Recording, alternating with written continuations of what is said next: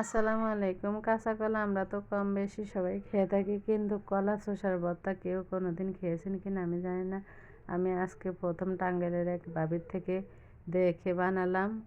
অনেক মজা হয়েছে ভর্তাটা। বানানোর জন্য প্রথমে কলা শসাগুলো ছোট ছোট করে কেটে তারপরে সিদ্ধ করে নিয়েছি।